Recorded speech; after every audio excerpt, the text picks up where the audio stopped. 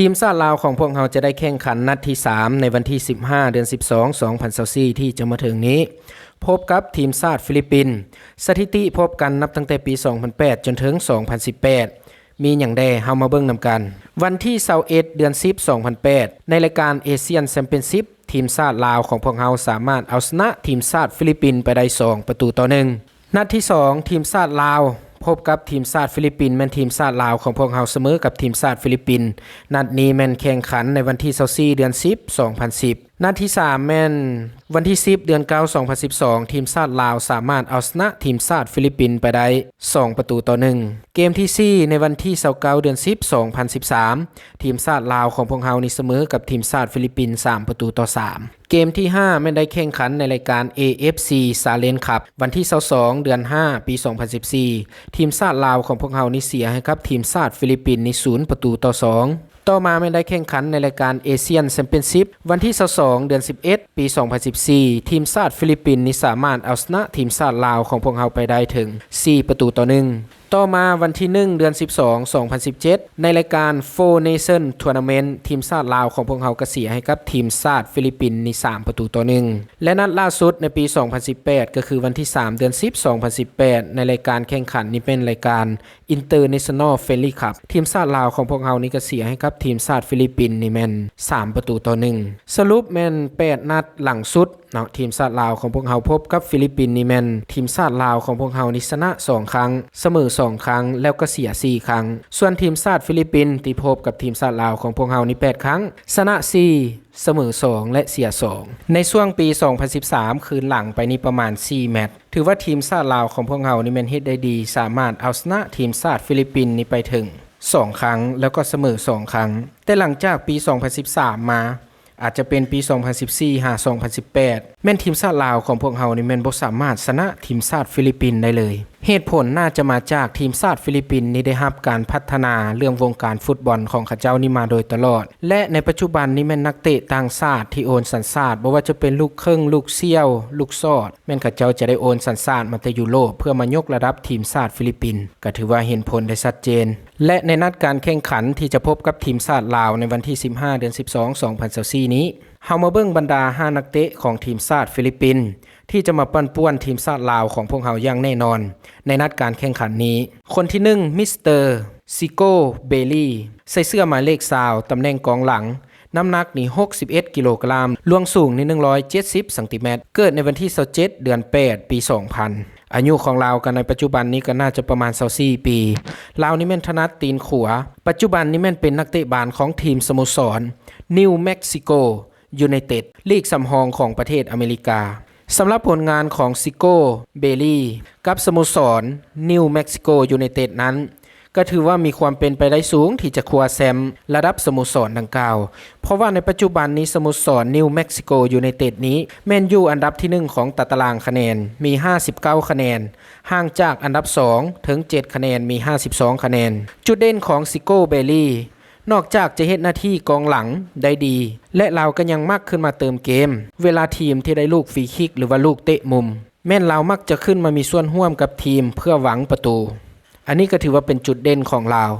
เวลาที่ได้ลูกฟรีคิกหรือว่าได้ลูกเตะมุม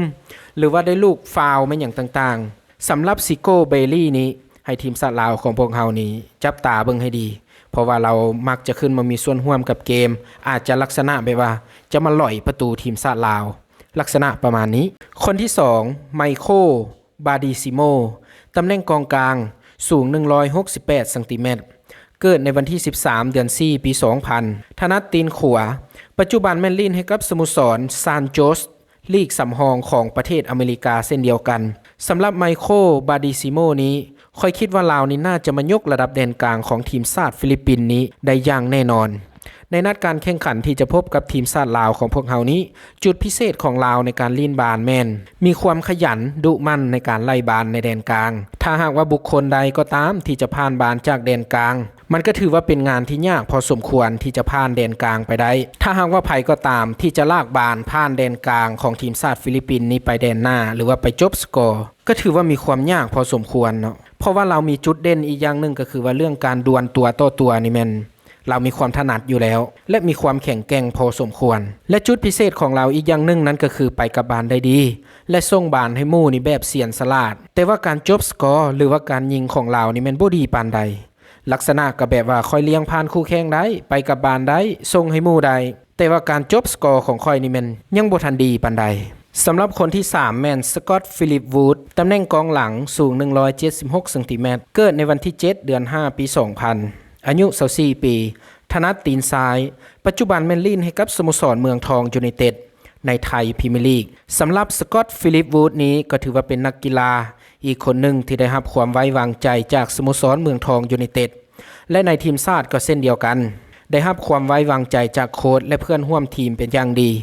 จุดเด่นของสกอตต์ฟิลิปวูดนี้แม่นการยืนตำแหน่งกองหลังได้ดีและเป็นตัวดึงเกมในแดนหลังนอกจากนี้เรายังมีความไวสปีดต้นนี่ถือว่าดีพอสมควรบวกกับหุบห้างที่สูงใหญ่กำลังตีจากกองหลังเมืองทองยูไนเต็ด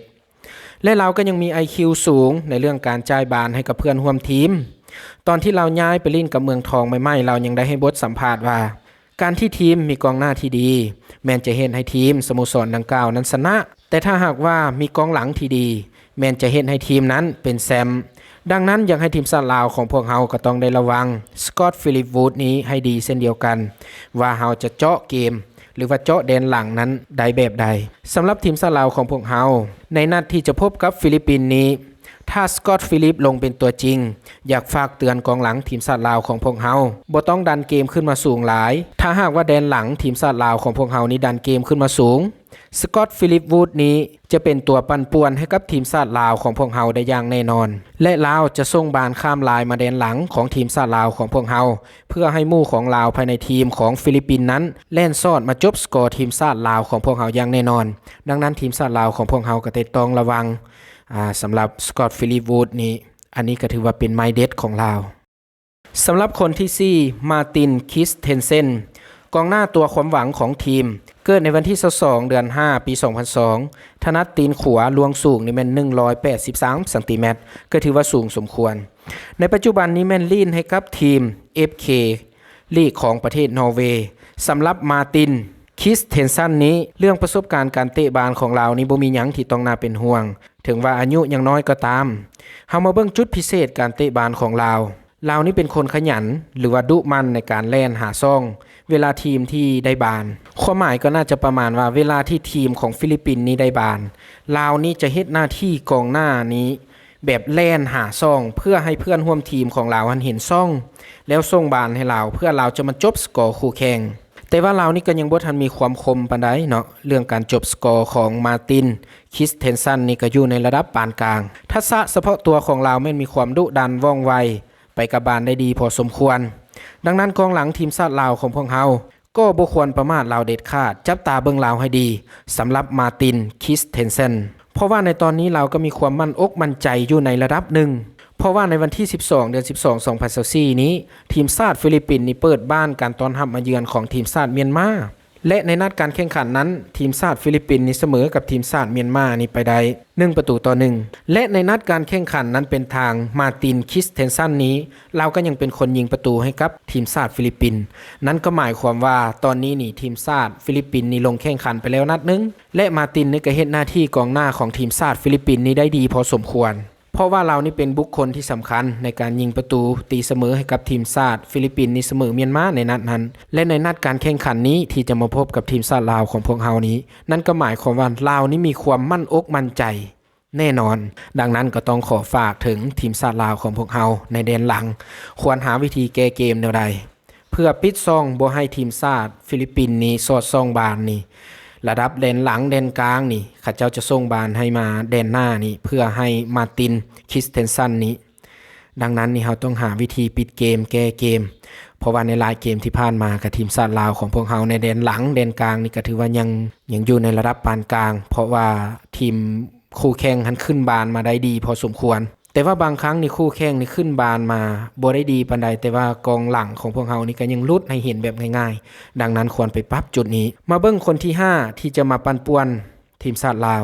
คริสเตียนลอนตินี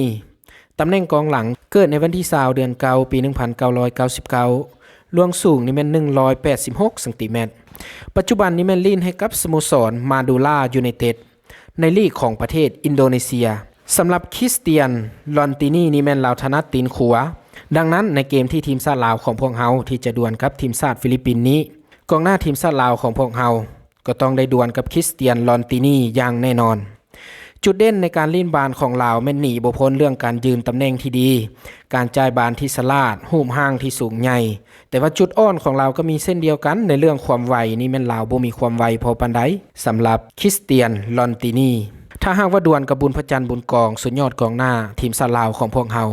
คริสเตียนลอนตินีนี่แม่นแล่นนำกลบุญพระจันทร์อย่างแน่นอนอันนี้ก็ถือว่าเป็นบทวิเคราะห์จากคอยเล็กๆน้อยๆถึงอย่างใดก็ตามในนัดนี้ในทีมชาติลาวของพวกเฮาที่จะพบกับทีมชาติฟิลิปปินส์นี้ทีมชาติลาวของพวกเฮานี้ก็ถือว่าได้เปรียบเล็กน้อยอิงตามสถิติผ่านมามันก็ถือว่าเป็นเรื่องอดีตไป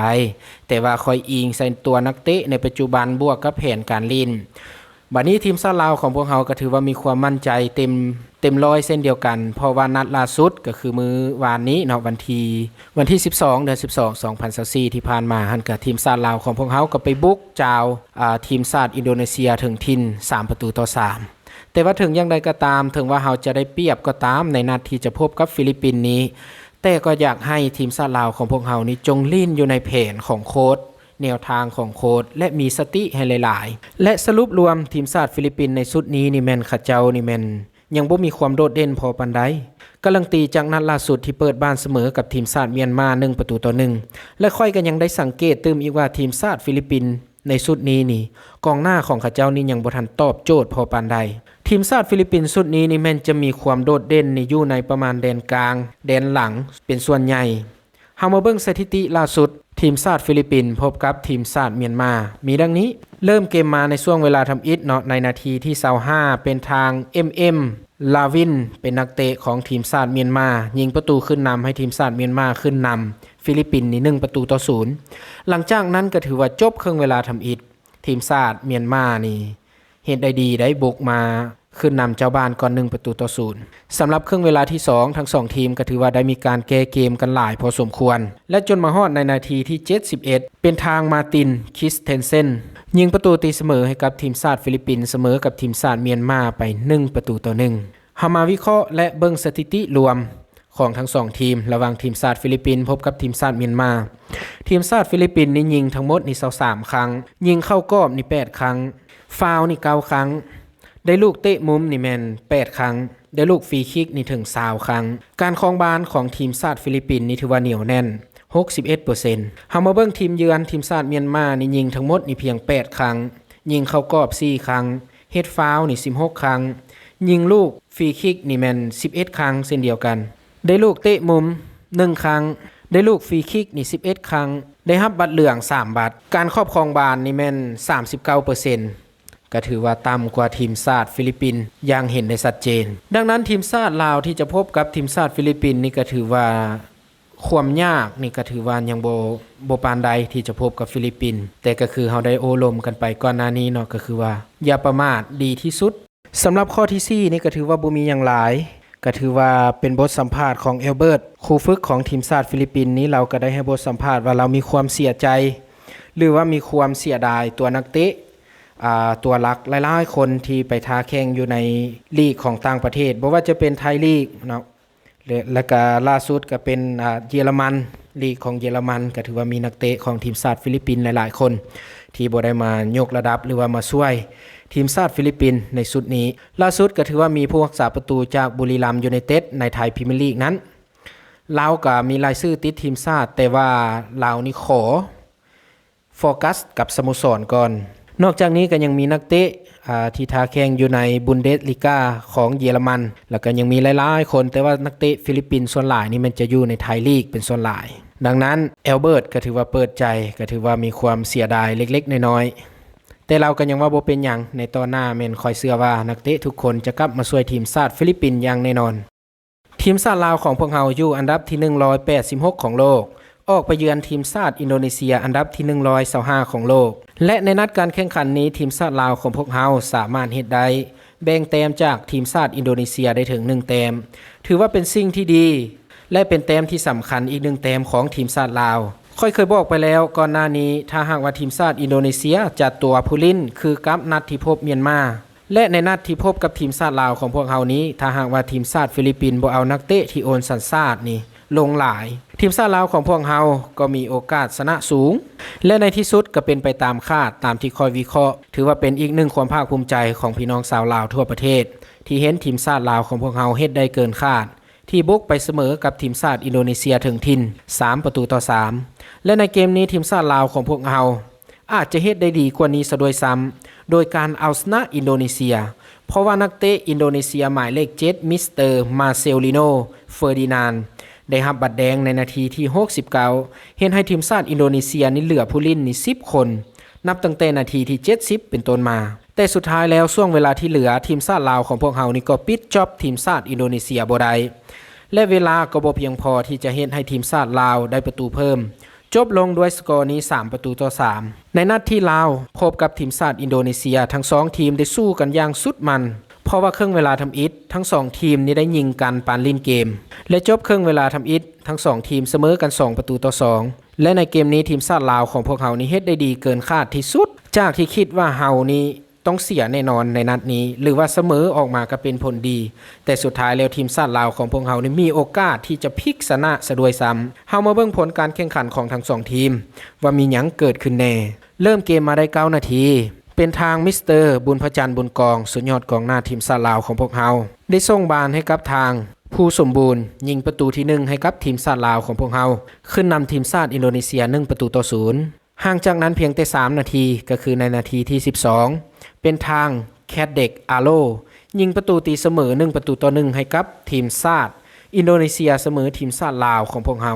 ห่างจากนั้นเพียงแต่1นาทีก็คือในนาทีที่13ทีมชาติลาวของพวกเฮานี่ก็บ่ยอมเช่นเดียวกันและเป็นสุดยอดกองหน้าทีมชาติลาวของพวกเฮาอีกแล้วบุญพจันทร์บุญกองได้ส่งบอลให้กับพัฒนายิงประตูที่2เห็นให้ทีมชาติลาวนี่ขึ้นนำทีมชาติอินโดนีเซียอีกครั้ง2-1หลังจากนั้นทั้ง2ทีมนี่ก็เปลี่ยนกันบุกไปบุกมาจนมาฮอดในนาทีที่18เป็นทางมูฮัมหมัดเฟอร์ดินานด์ยิงประตูที่2ให้กับทีมชาติอินโดนีเซียเสมอทีมชาติลาว2-2หลังจากนั้นก็ถือว่าจบครึ่งเวลาทำอิฐแบบสุดมันทีมชาติลาวเสมอกับทีมชาติอินโดนีเซีย2-2สำหรับเกมครึ่งหลังแม้ทั้ง2ทีมนี้ได้มีการแก้เกมกันหลายพอสมควรสำหรับเกมครึ่งหลังนี่แม่นทีมชาติอินโดนีเซียนี่แม่นเหลือผู้เล่น10คนถือว่าเป็นโอกาสดีของทีมชาติลาวของพวกเฮามาเบิ่งในนาทีที่69เป็นทางมาเซลิโนเฟอร์ดินานด์ได้รับบัตรแดงที่เฮ็ดฟาวล์ทีมชาติลาวของพวกเฮากรรมการก็ตัดสินว่าการฟาวล์ของลาวนี่แม่นเข้าเฮ็ดฟาวล์ทีมชาติลาวนี่แบบหุนแฮงดังนั้นก็เสียบัตรแดงไปแต่สิ่งที่มหัศจรรย์ไปกว่านั้นทีมชาติอินโดนีเซียนี่นะเหลือผู้เล่นเพียงแต่10คน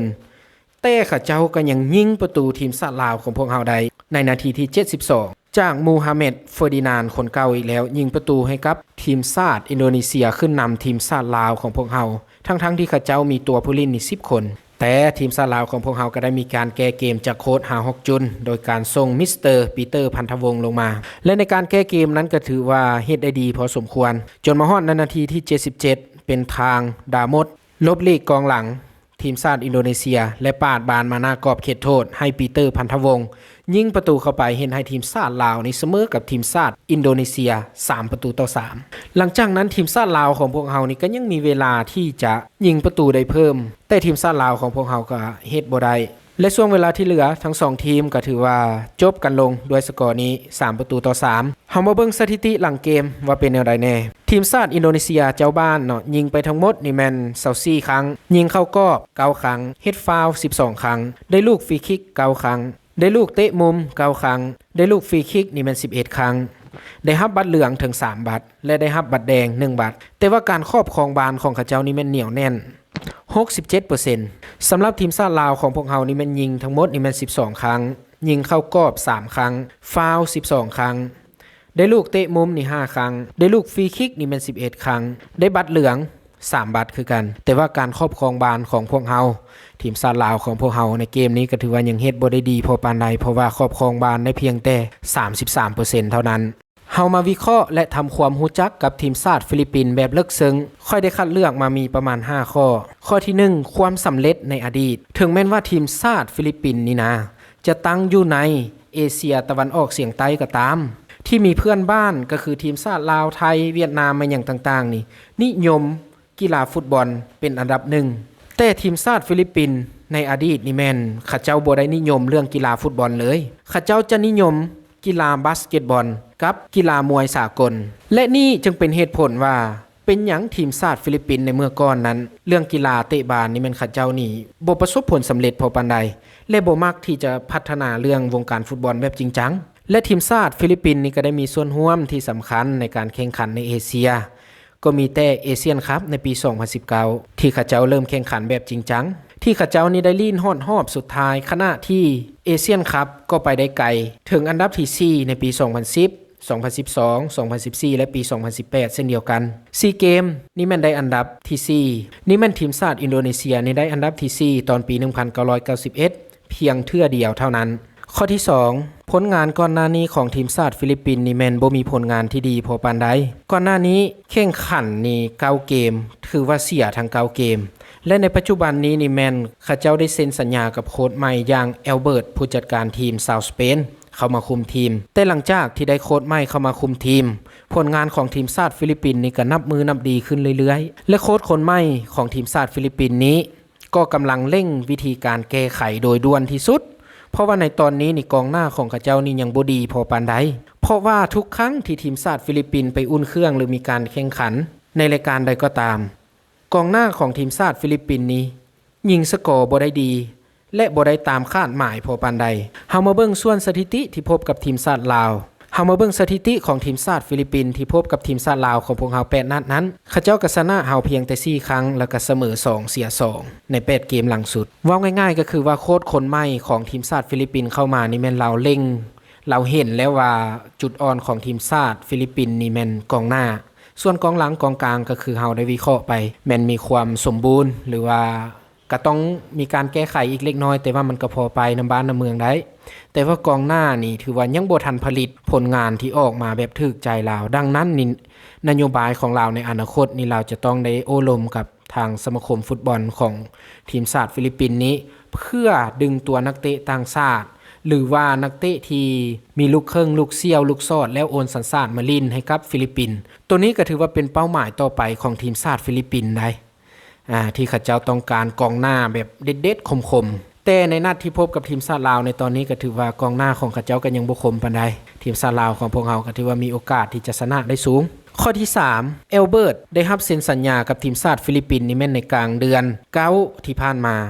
ดังนั้นการประเชิญหน้ากับทีมชาติลาวของพวกเรานี่จะเป็นเกมทำอิฐของลาวส่วนโปรไฟล์การทำงานหรือว่าการเฮ็ดเวียกของโค้ชเอลเบิร์ตสัญชาติสเปนนี้แต่ก่อนนี้เราเป็นอดีตเทรนเนอร์ได้นอกจากเราที่จะได้เป็นผู้ช่วยโค้ชแล้วเนาะประสบการณ์ของโค้ชของฟิลิปปินส์นี่ถือว่ามีหลายได้สำหรับเอลเบิร์ตเนาะเพราะว่าที่ผ่านมานี่เราก็ได้เป็นผู้ช่วยของทีมสโมสรบาร์เซโลนาสุดใหญ่พุ่นใดนอกจากนี้เราก็ยังได้เป็นผู้ช่วยของโทมัสทูเคิลที่ดอร์ทมูลในลีกของประเทศเยอรมัน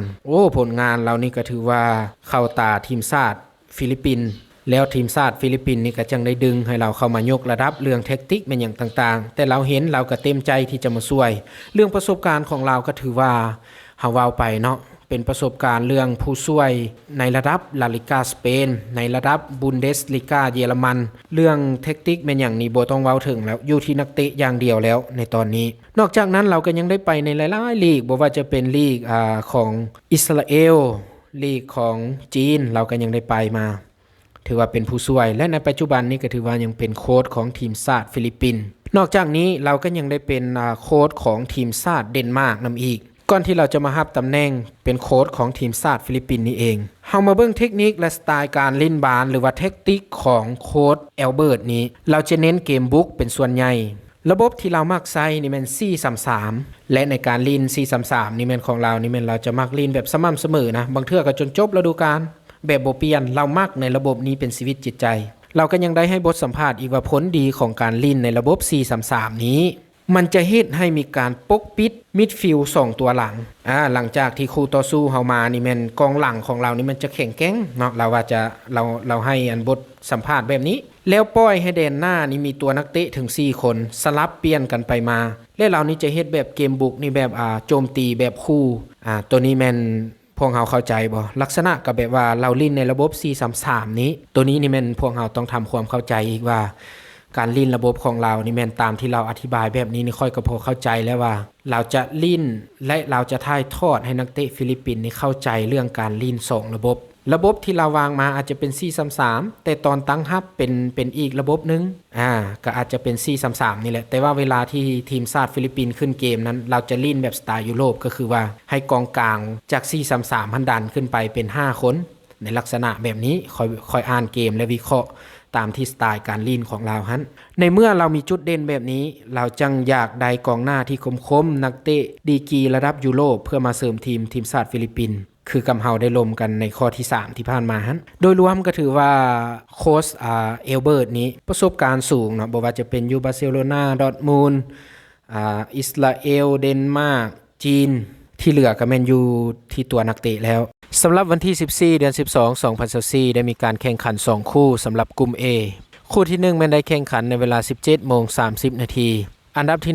196ของโลกติมอร์เลสเตเปิดบ้านการต้อนรับมาเยือนของทีมชาติสิงคโปร์อันดับที่161ของโลกสำหรับทีมชาติติมอร์เลสเตแม้นได้แข่งขันไปแล้ว2นัดที่1นี่แม่นเสียให้กับทีมชาติไทยนี่10-0สำหรับนัดที่2ของทีมชาติติมอร์เลสเตแม่นเสียให้กับทีมชาติมาเลเซีย3-2และนัดนี้คือนัดที่3จะได้เปิดบ้านการต้อนรับมาเยือนของทีมชาติสิงคโปร์และในนัดนี้ค่อยคิดว่าทั้ง2ทีมมันจะเสมอกัน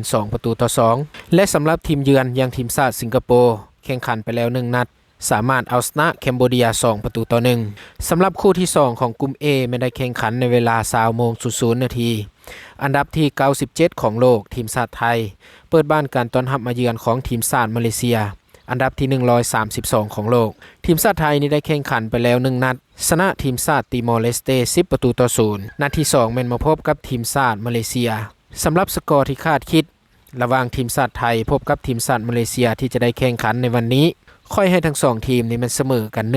1-1สำหรับทีมชาติมาเลเซียแม่นได้แข่งขันไปแล้วนัดทำอิฐแม่นสามารถเสมอ